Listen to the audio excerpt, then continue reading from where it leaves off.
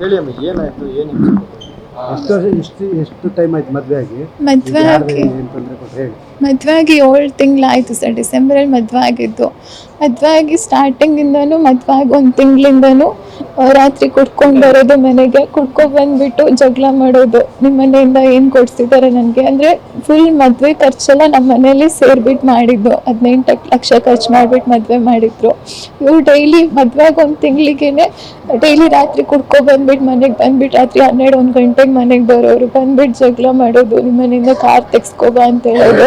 ಆಮೇಲೆ ನಾನೆಲ್ಲಾದರೂ ಹೋಗ್ಬೇಕಂದ್ರೆ ಸ್ಕೂಟಿ ಎಲ್ಲ ತೆಗ್ಸ್ಕೊಬರ್ಬೇಕಂತ. ಲೋನ್ ಎಲ್ಲ ಇತ್ತು, ಅದಕ್ಕೆ ಸಾಲ ಎಲ್ಲ ಇದೆ, ಕ್ಲಿಯರ್ ಮಾಡ್ಕೋಬೇಕು, ನಂಗೆ ದುಡ್ಡು ಬೇಕು ಅಂತ ಜಗಳ ಮಾಡೋದು. ಡೈಲಿ ರಾತ್ರಿ 12-1 ಗಂಟೆಗೆ ಮನೆಗೆ ಬರೋರು. ಬಂದ್ರೂ ಮನೆ ಒಳಗೆ ಬರ್ತಾ ಇರಲಿಲ್ಲ. ಬಂದ್ಬಿಟ್ಟು ಹೊರಗಡೆ ಕಾರಲ್ಲಿ ಕೂತ್ಕೊಂಡು ಫೋನಲ್ಲಿ ಮಾತಾಡೋದು. ಅಂದರೆ ಅವ್ರ ಊರಲ್ಲಿ ಒಬ್ಳಿದ್ದಾಳೆ, ಅವಳ ಕಾಂಟ್ಯಾಕ್ಟ್ ಇದೆ ಅವ್ರ ಜೊತೆ ಕೆಟ್ಟ ಫೋನಲ್ಲಿ ಮಾತಾಡ್ತಾ ಕೂತ್ಕೊಳ್ಳೋದು. ನಾನೇನಾದರೂ ಕೇಳಕ್ಕೆ ಹೋದ್ರೆ ನೀನು ಅಡುಗೆ ಮಾಡ್ಕೊಂಡು ಬಿದ್ದಿರ್ಬೇಕು, ನಿಮ್ಗೆ ಇದೆಲ್ಲ ಏನಕ್ಕೆ ಅಂತ ಹೇಳ್ಬಿಟ್ಟು ಕೆಟ್ಟದಾಗಿ ಬೈದ್ಬಿಟ್ಟು ಹೊಡೆಯೋದು. ನಮ್ಮ ಮನೆಗೆ ಹೋಗ್ಬೇಕಂದ್ರೂ ನಮ್ಮ ಅಪ್ಪ ಅಮ್ಮನೇ ಬಂದು ಕರ್ಕೊಂಡು ಬರಬೇಕು, ಕರ್ಕೊಂಡು ಬಂದ್ಬಿಡ್ಬೇಕು. ಒಂದು ಫಂಕ್ಷನ್ ಇಲ್ಲಿ ಎಲ್ಲಿಗೂ ಕರ್ಕೊಂಡು ಹೋಗ್ತಾ ಇರಲಿಲ್ಲ, ಮನೆ ಒಳಗೆ ಕೂಡಾಕ್ಬಿಟ್ಟು ಹೋಗೋರು ಗಂಡ. ಆಮೇಲೆ ಇದೆಲ್ಲ ನೋಡ್ಬಿಟ್ಟು ನಮ್ಮ ಮನೇಲಿ ಅಪ್ಪ ಅಮ್ಮ ಎಲ್ಲ 3 ಸಲ ಮನೆಗೆ ಕರ್ಕೊಂಡು ಬಂದು ತೀರ್ಮಾನ ಮಾಡಿದ್ರು ಮತ್ತೆ ಕಳ್ಸಲ್ಲ ಅಂತ ಹೇಳ್ಬಿಟ್ಟು.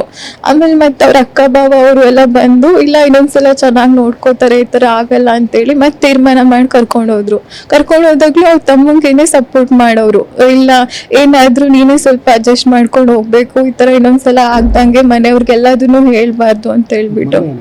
ಮೊನ್ನೆ ಸರ್ ಅದು ಆಕ್ಸಿಡೆಂಟ್ ಆಯ್ತು. ಆಕ್ಸಿಡೆಂಟ್ ಆದ ಟೈಮಲ್ಲೂ ನಾನೇ ನೋಡ್ಕೊಂಡು ಇದು ಮಾಡಿದ್ದೆ. ಆವಾಗ್ಲೂ ನನ್ನ ಮುಂದೆನೇ ಅವ್ಳ ಜೊತೆ ಕೆಟ್ಟಾಗಿ ಫೋನಲ್ಲಿ ಮಾತಾಡೋದು, ಬೈಯೋದು, ಅದನ್ನೇ ಇದು ಮಾಡೋರು.